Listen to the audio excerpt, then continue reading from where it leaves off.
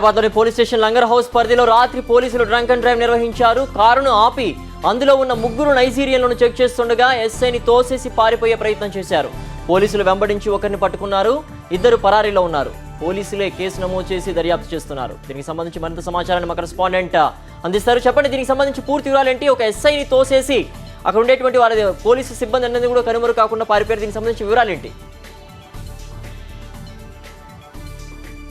నిన్న రాత్రి 12 గంటల ప్రాంతంలో లంగారావు పోలీస్ స్టేషన్ పరిధిలోని బాబుఘాట్ వద్ద ఈ టోలీ చౌకీకి సంబంధించినటువంటి ఎస్ఐ బాలకృష్ణ గౌడ్ తో పాటు అతని సిబ్బంది కూడా అక్కడ విధులు నిర్వహిస్తున్నారు. అయితే ఏపీ 28DE7410 కార్ లో వెళ్తున్నటువంటి I-20 కార్ లో వెళ్తున్నటువంటి ముగ్గురు నైజీరియన్లను అటగించడం జరిగింది.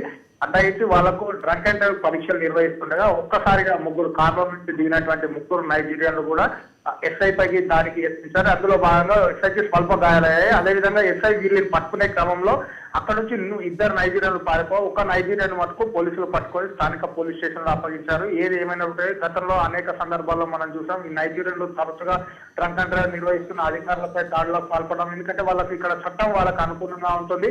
వీళ్ళు వేరే దేశానికి సంబంధించిన వారు కాబట్టి వీరిపైన ఏదైనా కేసులు నమోదు చేయాలంటే ఆ దేశ అనుమతి తీసుకొని వీళ్ళపైన కేసు నమోదు చేయాల్సి ఉంది. అయితే దాన్నే అలుసుగా తీసుకున్నటువంటి కొంతమంది నైజీరియన్లు తరచుగా ఇటువంటి దాడులకు పాల్పడుతున్నారు. Siddhu. Okay Tirumala, thanks for the updates.